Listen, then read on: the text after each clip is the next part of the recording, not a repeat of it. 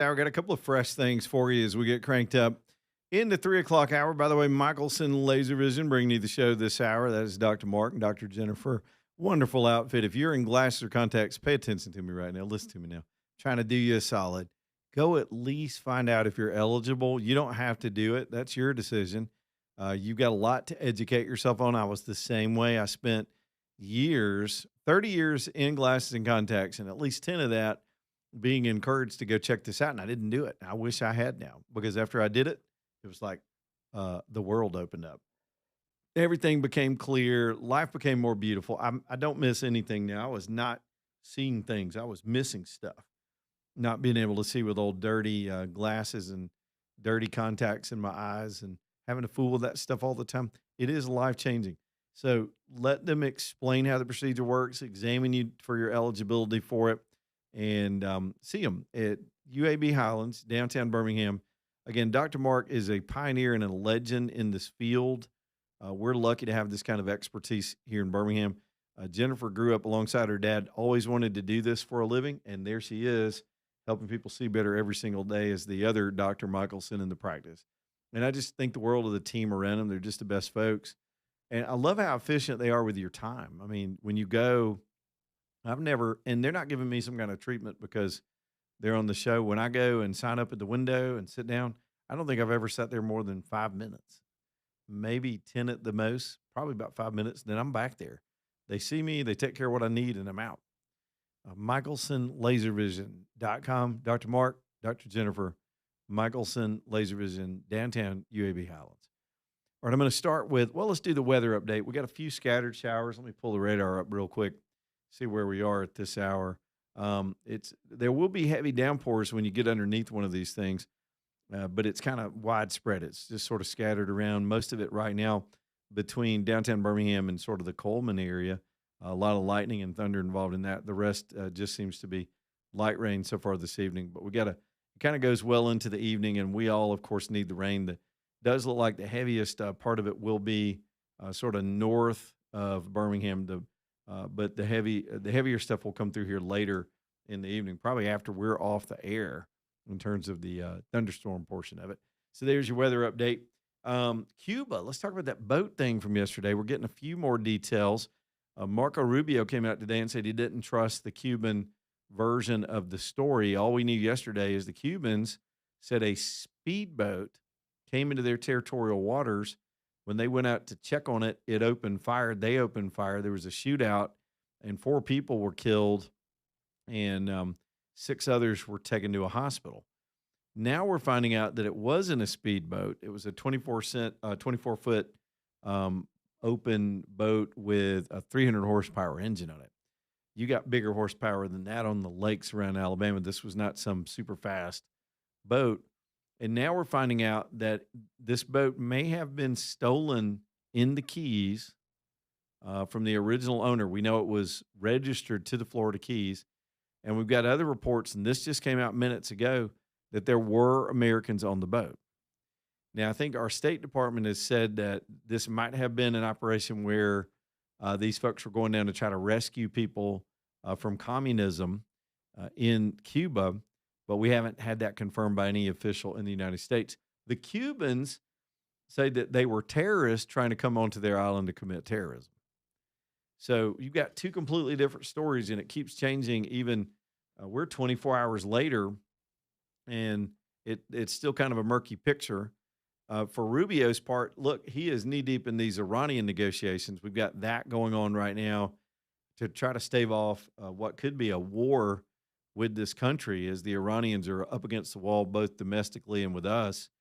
And those talks continue today, and their deadline's approaching, and the military buildup has been impressive. And Rubio is trying to handle that right now. So I'll give him a minute to focus on the bigger picture other than the skirmish with Cuba. But this thing could get ugly the more it goes on. And we don't know. What we don't know, if there were Americans on that boat, were they killed? There was one version of the story where these were Cuban exiles that weren't citizens but were in the Florida area and decided to snag or decided to go down there and rescue somebody.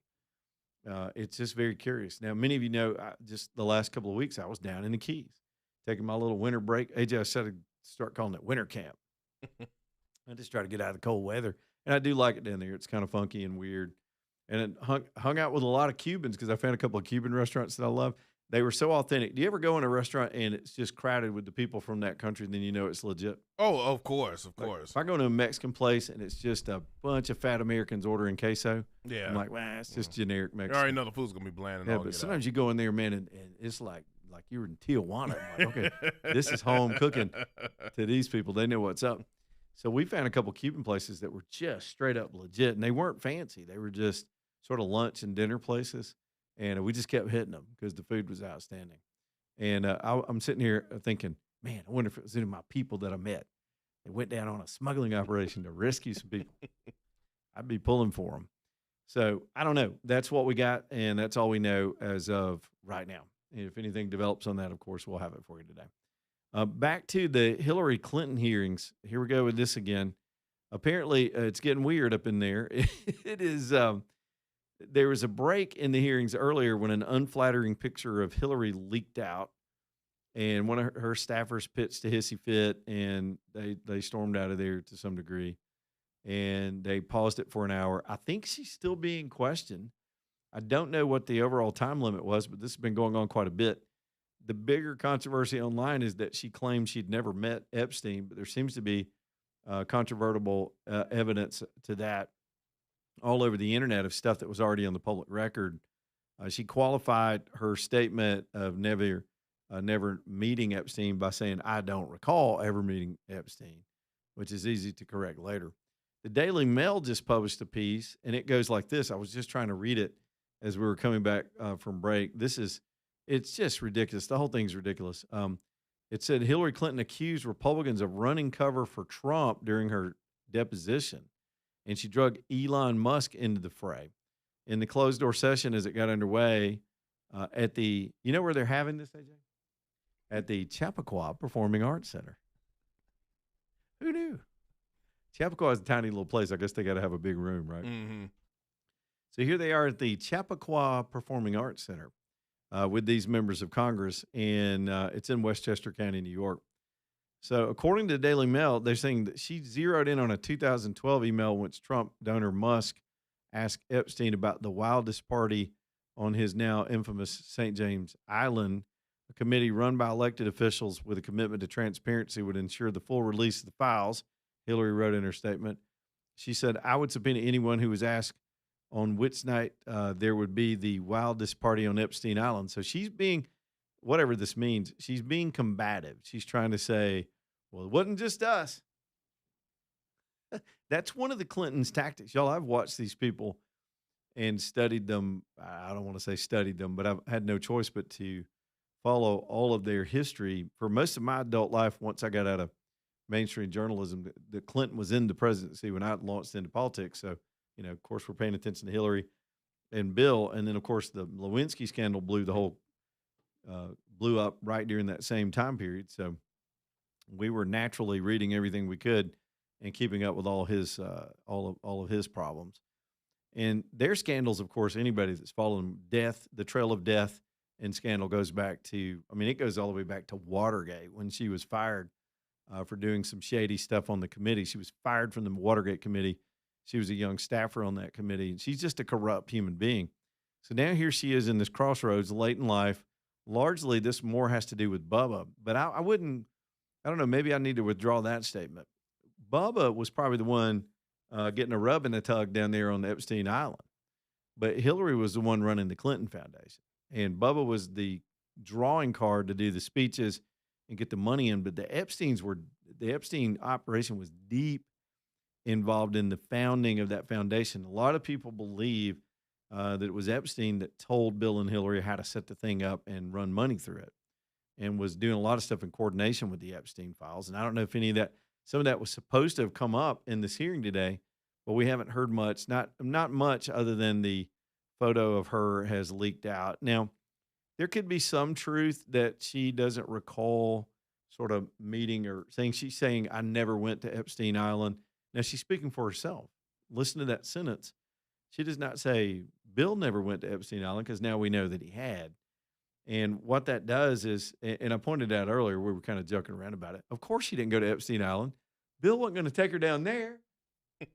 He was looking for an opportunity to sneak down there without her. Right. She wasn't going to go to Epstein Island with him unless she went by herself on a later date. They had Bubba in a honey trap, one of those little honey pot things, and he went on and jumped right in it. Might as well. Hell, I've already been embarrassed. I'll be there at 3:00. Can you send the plane? Now, obviously Bill and Hillary Clinton was having this deposition type thing, right? Yeah, Or is it just Hillary? she goes first, and then Bill goes, I think tomorrow, perhaps. So what did you tell them? Can we? You think they're going to compare notes? Can we compare notes? I don't think they go the same day. They're doing it separately. Okay. I'd love to see them in the room at the same time. Ooh, What do you nah. think, Hillary? You know, She might get up and stab him right there in the middle of the Look, hearing. you already know he negotiated that. I'm gonna do mine separately, because then all this information that comes out, he just got done with this whole Monica Lewinsky thing. Then he comes out, and then she's just sitting there, just glaring at him. Oh yeah. Here's what I would do if I was the Secret Service. I mean this. I'm kind of tongue in cheek, but I also mean it. They probably shouldn't have him anywhere near her tonight after this hearing. A lot of this is on him. She's getting drug in front of it and embarrassed, and she hates this kind of accountability and always has. And remember, this woman has serious anger issues. I'm not making that up because I don't like her, because I don't like her. But remember, the Russians had developed a dossier on her that we later found out about with all this Russian investigation stuff, and they determined that she had mental breakdowns and was unstable. I don't know how true that is, but it would fit a pattern of this woman. There was a moment in the White House, some of y'all may remember this story, where the Secret Service had to intervene. She and Bill were having a fight one night, and she tried to hit him with an ashtray. Do you remember any of this, AJ? You were too young. You didn't grow up during the Clinton era. I did. I was around when the Clinton era. She picked up an ashtray and threw it at his head, and the Secret Service had to bust in the room and get her under control. Now, granted, she was probably provoked, no doubt. These two are volatile.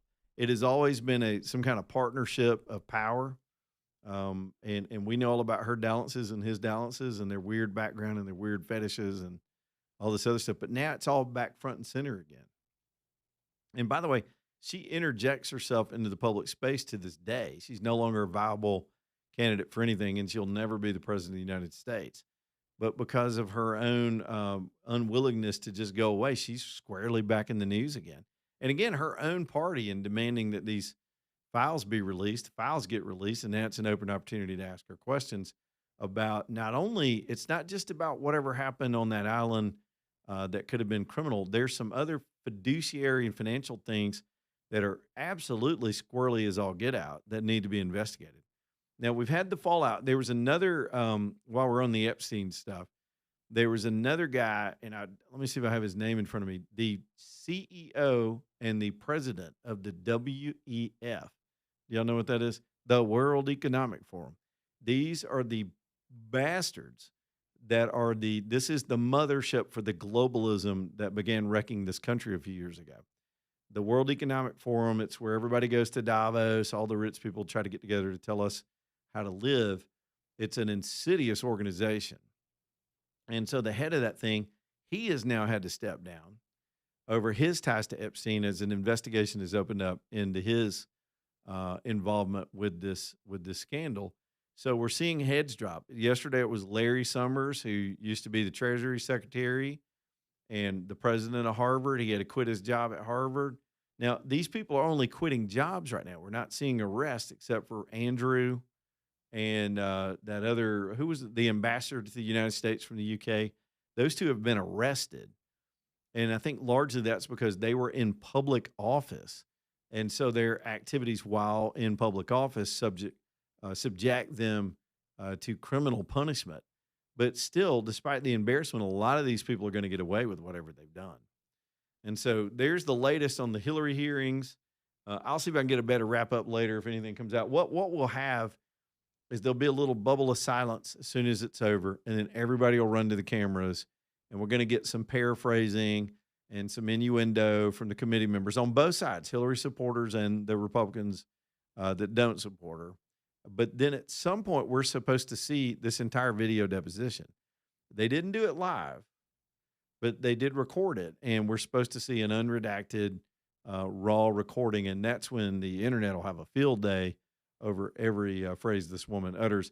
And then Slick Willie, I hadn't used that phrase in a long time. Slick Willie gets to go next. I don't know. I don't recall what did Hillary say. Tried to kill me last night. You'd have thought she'd have done it by now, but last night really set her off. All right, y'all. Work Trucks bringing the show tonight. TRUX, worktrucksllc.com. This is a wonderful place if you need a commercial-based vehicle. And by that, you know what I mean. They're usually base white. They're not fancy. They don't have fancy wheels and a sparkly paint job and all the extra appointments. These are get it done, haul the stuff trucks, box trucks, cargo vans, passenger vans, different kind of flatbeds, trucks with cranes and lifts on them, tool bodies, service bodies, ladder racks, or not. They've got plain and straight, just run around shop type trucks for your organization. Some of you are in business. You know what you need. You know what kind of trucks you need to add to your fleet. Or if you're thinking of starting a business this year, you're gonna need a truck to run around and do what you do. Y'all going down to Work Trucks. This will save you money and time because they've got such a selection. Bubba and his team keep a nice balance of every kind of commercial truck down there at all times. All of them are lightly used, off lease, low miles. They've been picked apart, 125 points. They offer financing. They'll take your trade in and handle that for you, so you don't have to fool with that. And have extended warranty, so you know you're covered. And then you can focus on business. Let them handle your fleet stuff. You focus on what you do and what you're good at, and it works for everybody. Downtown Birmingham, 3rd Avenue South, Work Trucks, LLC.com. Back in a minute.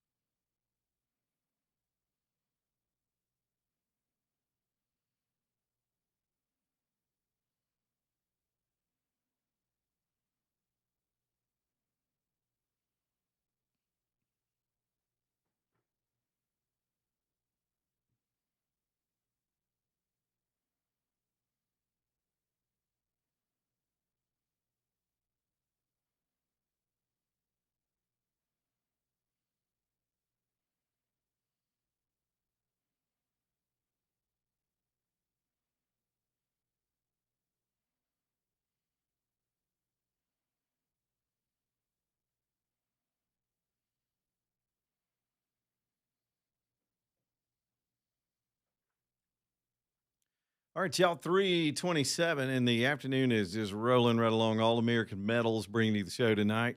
All American Metals. I really love this company. The first time I met these guys, they were just my kind of folks. Been putting up steel since the 1960s. Two families, two generations, walking that steel, going vertical, making these things happen. And they're right here in Birmingham.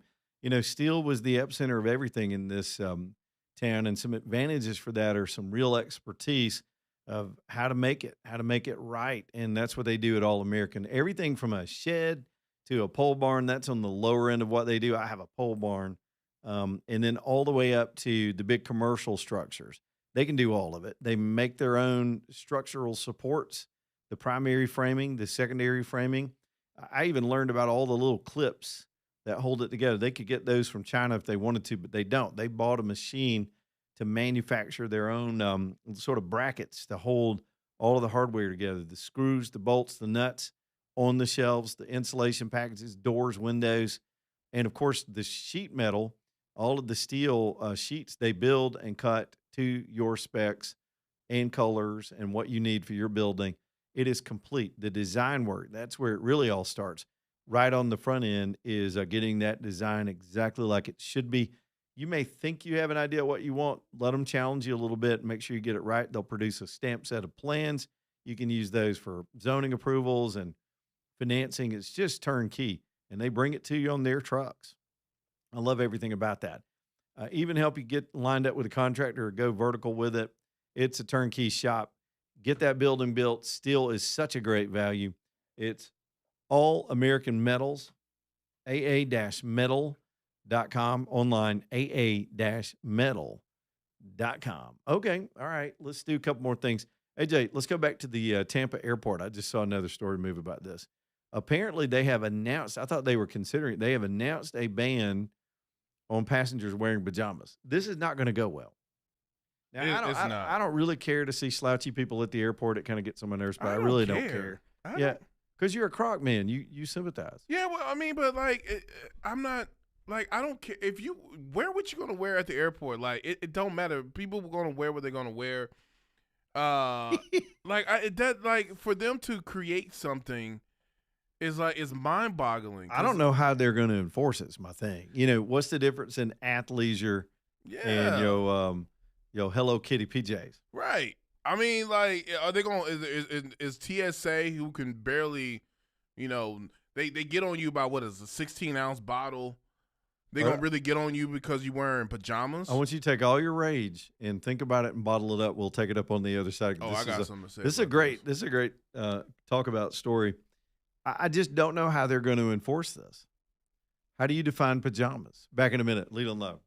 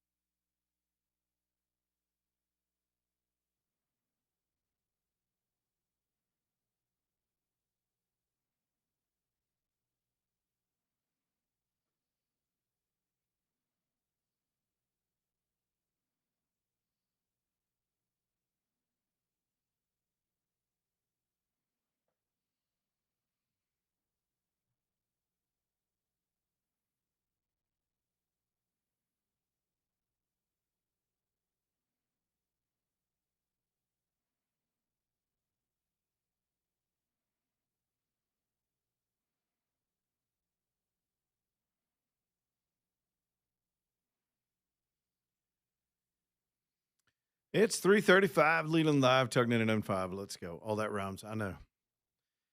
Let's get this done this afternoon. AJ, we were in the midst of discussing the Tampa airport wants to ban people from wearing their PJs. Yeah, Or they specifically singled out Crocs, and you're a Croc man. I am a Croc man. They want to ban these people from the airport in Tampa. So, say you're coming from another airport that doesn't care, like Atlanta. You can wear anything through it. You can wear a toga through Atlanta. They don't care. Just get out of my way. I'm late for my flight. But you land in Tampa, you get off the plane. Then what? I don't know how they're going to define PJs. Yeah, I don't. All right, so I read the story. It's actually it's a pretty funny satire joke. So thank God that's what it is, because I don't, like you said, I don't know how they were gonna implement it, because I got one of my best friends who was in my wedding, lives in Tampa, and I was gonna be like, bro, I'm sorry, man, I can't visit you and your wife, man, because I wear Crocs year round now. I'm a Crocs guy. Matter of fact, Crocs, if you want to sponsor me, that'd be great, because I wear you all the time. I just won't be going to Tampa. I'll be probably go every other city in Florida. I just won't go to Tampa because I'm not finna fly there. Because what I'm gonna do? I already got it. I'm already the selected person when they come and check me. So I'm already screwed. So You always get pulled out of line and selected. yeah, I get that sometimes. yeah. I'm like, do I have like I'm gonna do something look on my face? Like, You know what I no. think it is? What is it? It's they select.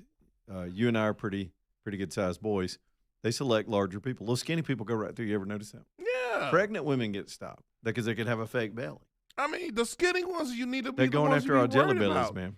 Look, I mean, first of all, the shoe person, skinny, right?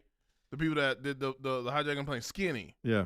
What big person gonna Yeah. sit there and want to do all that? Look at the 9/11 hijackers. Yeah. All of them skinny little Skinny. Muslims. Man, these like big boys and big girls. They just want to go to sleep. They tired and they hungry. Like, feed me. Give me some Biscoff cookies and Give me leave me something. the hell alone. Matter of fact, give me the whole can. Don't give me that little cup. A little packet. Yeah, I don't want that.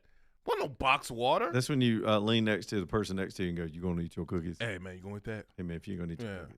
Look, there was one flight I asked for half of the box of those Biscoffs. Are you serious? Oh, yeah. You went and asked for additional Biscoffs? What they gonna do? They gonna kick me off the plane? No, but they tell you no and embarrass you. Oh, so this guy thinks he gets free cookie. Mm-hmm. And then I would have been like, anyone who ain't eating their cookies, let me. Hey, you gonna eat them cookies? You gonna eat them Biscoff cookies? You're gonna eat them cookies. Oh, look, man, it's just one of the deals, man. It's just it's one of the deals. And I was looking further in that story. We're talking about during the afternoon, like midday. That's what the post said. It says. It's a what? All right, it says Like midday PJs. Yeah, so I went on and I'm looking at the Twitter post. It says, "We've seen enough. We've had enough. It's time to ban pajamas at Tampa International Airport after successfully banning Crocs and giving everyone the amazing opportunity to experience the world's first Croc-free airport. Oh yes. It is time it's time to take on even larger crisis. Pajamas at the airport in the middle of the day." Is the Croc Nation going to do anything about this? Man, they should. We should have a Crocs rise up and Croc Rebellion. yes, and go and storm the Tampa. Was it the international airport? Tampa. Well, here International y'all Airport? coming because the Crocs make they make that little flappity flap sound. Not the when real y'all run. one. The real Crocs are If quiet. you run at them, they'll no flip flops are louder. Yeah. My Crocs are quiet. I'm It like depends a on if you ninja. go into sport mode and put the little back little strap on. Isn't that called sport mode where Yep. you can run? Yep. And I got a pair of those too that I cut grass in. Man, you all around. How I'm telling you. many pairs of Crocs do you have? Right now I have 3. I need to buy more. I have a beige one, a light gray one, and then my other Crocs are beige. Yeah. That turns into sport mode. And yes, sometimes I wear my socks with them too, depending on what I'm doing. And I need to get me a black one. I gotta get me there's a kind of like a bright green one I need to get. And yeah, I'm about to get almost Be every crocked color. out. I'm about You wear them man. all year. I know you wear them with socks in the summer. Man. Do you go sockless with them? Like, oh, you got them on right now. Look at these big white ones. Got them How on right much- now. How much do they cost? I've never worn them. We got time to goof off for a minute. How much do Crocs cost? I've never put my foot in a Croc You know why I haven't, AJ? What happened? The reason I won't do it because I'm afraid I'll like them and start wearing them. I'm saying, look, hey, I used to be a Crocs hater. You did. Until I put my foot in one. We've made fun of them for years. And I wore one for the very first time on a cruise, and ever since then, I've never taken them off. I even wore them with suits. I've seen that. Saying you can fashion them up. Now, the one thing I would not do this, is bedazzle them. Like some people, kids do that. They put the little decorations on them. The little kids do that. I draw my line there. That's all over the world too. When I was traveling over with a bunch of foreigners to me in parts of Europe last year, the little kids over there are all doing the same thing that the American kids do. Yeah, I guess it's a small world. It's like people who drive Jeeps. Like you got a Jeep, right? Oh yeah, you got to bedazzle it. You got to do your thing. You're in the community, customized. And then on top of that, people give you ducks for your Jeep. Jeeps, Harley Davidsons, Crocs. Those are the things you got to make your own. Yes.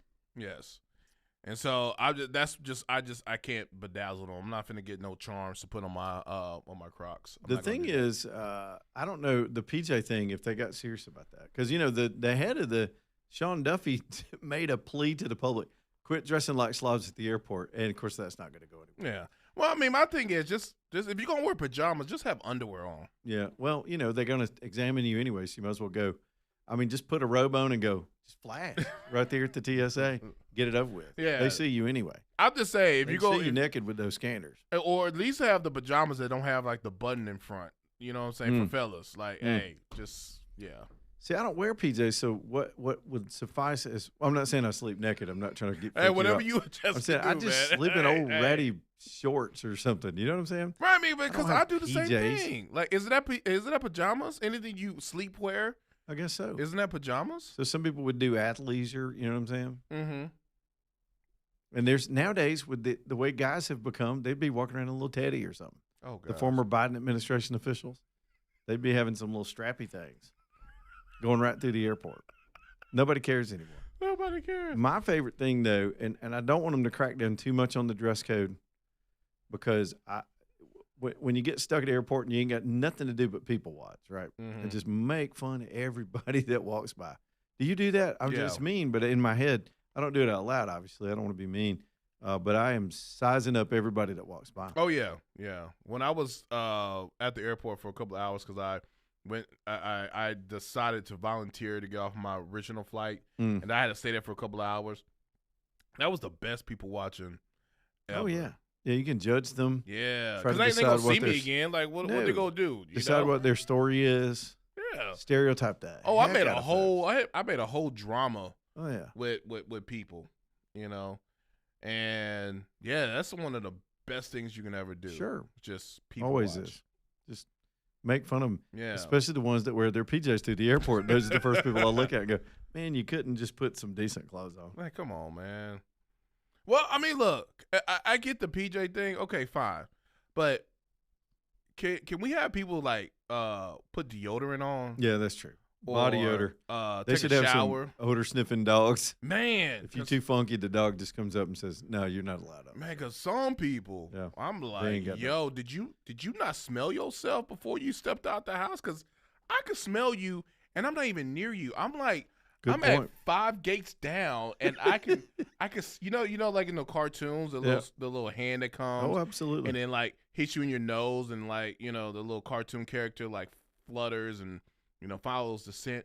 Yeah, I can find you. Like you smell that bad. Can we put a law or a ordinance on that? Something. I'm down for it. I'm a live and let live guy, but some people are just not made to be out in public and flying with the rest of us. But it is what it is. Yeah, and put lotion on too.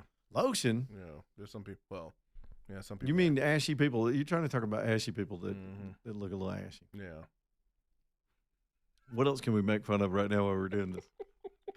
Now, when did it start changing, though? When I was a kid in the 80s, flying was sort of a privilege, and people dressed up for it. They didn't dress up. They didn't wear formal wear, but they dressed nice, and slowly it got crappier and crappier. Well, I mean, that used to be the time where you can actually, if somebody was flying, you can walk to the gate with them. All the way to the plane gate. Yeah, you Yeah. could walk them out to the little thing, and then they'd get on the plane. Get on Or the plane. go out there and welcome them when they got off the plane, which was Mhm. it was a nice thing. 9/11 changed that. Yep. I think it really everything changed when 9/11 happened. And then, of course, the Richard Reed guy that set his shoes on fire, then we had See? to start taking – when they've quit doing that now, you don't have to take your shoes off anymore. Well, I think like when all that happened, I think that's when things changed because you used to wear suits and you used to dress nice and all the other stuff, but then it's like, well, I got to take all this clothes. I got to take all my clothes off anyway. So why I got to put all these clothes on Yep. just to take them off? Because you got to go through TSA because you got Bubba over here. It's one of my hacks. You know what I do now? I wear some comfortable pants that don't need a belt, so I ain't got to fool with that. When I get before the scanner, I just stuff everything in my backpack. The stupidest thing in the world is having to get all your crap off that tray after you've gone through and everybody's rushing you and you're trying to get your shoes on and your belt on and your watch on and your wallet back. Just stick it in your backpack. Stick everything in the backpack. It comes off the conveyor belt all at once. You can just grab the handle and go get redressed somewhere else. I do that every time now just because I don't want to hassle on the other end of the whole thing. But now that we don't have to do our shoes, that's gotten a lot simpler too. But you gotta think about it before you get there. Some people act like they've never done it either. And then they're always yelling at you. Like you Oh. do this all the time. Like they're rude. Like, you fly a few times a year, maybe at most. You forget how, and every airport's kind of a little bit different. I said, sir, laptops Oh, in yeah. the tray. Can we get a consistent thing? Because I'll go to Atlanta Airport, and they're like, "All right, you good? Just put your bag in here. You ain't got to take your laptop out. You ain't got to take out anything. Just scan it through, and we're good." You go to some of these other airports, I got to be in my boxer drawers before I can even pass through the thing. Then I got to put my arms up and that little rotating thing that does a whole X-ray. I'm like, can we get a consistent thing for this, please? Like, now I got to take my shoes off. Then I don't have to take my shoes off. I don't know what I need to do. And then you get mad at me if I take my shoes off, and you be like, I did not say to take your shoes off. then they Put your bark shoes at back you. on. I'm like, Look, dude, you sitting here looking at people naked for a living. Don't talk to me. Will's on a cell phone. What's up, Will? What's going on, guys? Hey, I'm chuckling because you were talking about how they select the big guys for screening. I'm but telling you, that's what I they're got doing. a funny story. Okay. Well, I think I may be the reason why they do that now. Okay. All right. Let's hear it. So March of 2002, we all know what happened in September of 01, right? Exactly. And so my boss and I are on an airplane, and I used to travel about 40 to 50 weeks a year. So I was in a different airport almost every day for nearly a year straight, every year for years. So we're going from Birmingham through Atlanta to go to Minneapolis, before it was Somaliland East or West or however. Man, the phone thing happened again, AJ. What's going on? Oh, man, Are come the on. other shows having trouble with this? The phone's just cut off, and I feel bad for our guest. If he calls back, I tell you what, let's take the break, and we'll get him back on. I got to hear this story. And it's the good callers, too. They get all wound up, and then, boom, phone cuts off. 545-9950 if y'all want to get on the radio, and we'll share your stories, too, while we're Will's back. Let me get him before we go to the break. Will, keep going, man. I don't know what happened to your phone call. I don't know either. But anyway, so we get on the plane, and this Arabic dude gets on with a suitcase, goes to the back of the plane, and comes back to the front. Me and my boss are sitting by the exit row with a bunch of Georgia rednecks going to go hunt in Montana or some shit like that. Sorry, some stuff like that. Sorry. And so this dude walks off, and he says, I need to get off the plane. And he's yelling it, and then he starts yelling in Arabic. They take him off the plane. Then they deplane everybody. These rednecks, along with me and my boss, who've had a little bit to drink, stood up and told him we weren't getting back on that plane. Yeah. And when we go outside, they got the Arabic dude pinned up against the wall with a double half circle, half facing in with their hands on their pistols, half facing out with their hands on their pistols, looking at all of us rednecks who wanted to beat that dude's butt for delaying our plane to go to Minneapolis. So that's why they check all the big guys now. I appreciate it, Will. I appreciate your effort that day. I'm the same way. I look around and find the other good old boys. Like I'm looking at Ahmed over there, and I'm looking around saying, who else is noticing Ahmed right now? We make eye contact. We never have to say where. We know what's going on. It's the Appalachian Brotherhood. Well, when he when he stood up and walked off without that bag, we were like, oh, Yep. this ain't play. No, Nope. we're not. No. No. You got to check every bag on this plane now, or we're going to kill him. That's what we were like. You're going to go meet the 72 Virginians right now, son. All right, Will, glad you called back. Back in a minute. Stay tuned.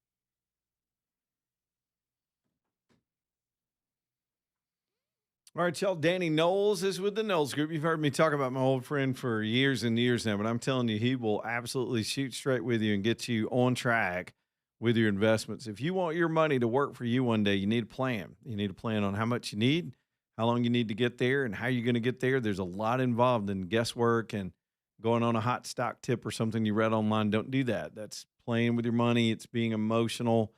Let Danny and his team get you on a track that ignores the big days and the down days and keeps you on the long-term trends and averages so that the money's there for you. It's a proven track record, and they can talk to you all about it at the Knowles Group. Danny, again, is a lifelong friend of mine that I trust to put you all together, and all I can tell you is he's going to work hard for you, and he's been a tremendous success in this business over the years. It's the KnowlesGroup.com, N-O-L-E-S, the KnowlesGroup.com. Greg's up next in Calera. What's up, Greg? Hey, guys, love the show. Thanks, buddy. Hey, don't you love it when you go through TSA and they take you in the back room and they stick that finger in your booty hole? Oh, look out now. Maybe you going to a different airport than I am. That's the one in Vegas. Sam, what's up, buddy? Hey, man. I was just gonna let everybody know I am out here on like Highway 11 and Deerfoot Parkway, Yeah. and I've just driven through a hailstorm. I mean, there wasn't 60 feet of visibility. Good Lord. It's out there, yeah. It probably dropped 2 inches of water. There rivers of water running across the road. It's wild. Mm. I didn't see anything. It doesn't look like I haven't seen like tornado damage, but that's the first thing that you're thinking. And, I had nowhere to go. I'm in the car. I was like, well, just keep on moving. Yeah, that's all you can do. I'm looking at that storm right now on the radar. It's really mostly over St. Clair right now. It's out of Jefferson, but it's heavy. A lot of lightning on the radar right now. Pretty thick downpours. A lot of lightning. Yeah, a lot of lightning, and really, really heavy hail. I was shocked. They were big enough that I was expecting my windshield to pop any time. Oh wow! Did you have any car damage from it? I always hate that. I haven't stopped yet, but I wouldn't be surprised. Yeah. Well, yeah, I'm looking. I'm zoomed in. It goes from Trussville up to Springville to Margaret over all the way over to Anniston. There's a line of this thing, and it's just one cell. There's more coming in tonight, but it's very scattered. The rest of us are dry right now. No rain whatsoever. So thanks, Sam. Yeah, it's been bizarre all afternoon. I've been driving and there's been no rain, and then all of a sudden you get rain that comes through. But that was an absolutely fierce storm that came through. So be safe out there. Appreciate that heads up. Yeah, it's going to be that kind of night. It's thanks, Sam. Hope everything's okay with you. It's there's no tornado threat. It's not a severe weather threat. But keep in mind, we're in the changing of the seasons, and it seems to all be. By the way, Puxatawny Phil is a straight fraud. I'm going to expose him online. This guy said that we had 6 more weeks of winter. He's a liar, AJ. Mm-hmm. We didn't get but like a couple more days of winter. Either way, everything seems to be early. The trees are budding, and here comes some of the storms, and we've got at least 2 weeks of very warm weather for this time of the year. Now we'll probably get kicked in the Kiwis again with it before it's all over. But yeah, y'all be careful tonight. Some of the bigger stuff for the Birmingham Metro. Now this is north of the city center, but some of the stuff later tonight is going to come through probably after. Let me put this radar in motion and get you a time frame. We're looking somewhere after maybe 7:30, 8 o'clock. Could be kind of strong tonight right over the metro. All of us that are getting away with not having any bad weather right now will be in it tonight. Here's Daryl with another update on the weather. Daryl, what you got, man? Hey, man, I live in Grayson Valley. Yeah. About maybe 15 minutes ago, storm came through. My whole yard is covered in golf ball size hail. Oh, my goodness.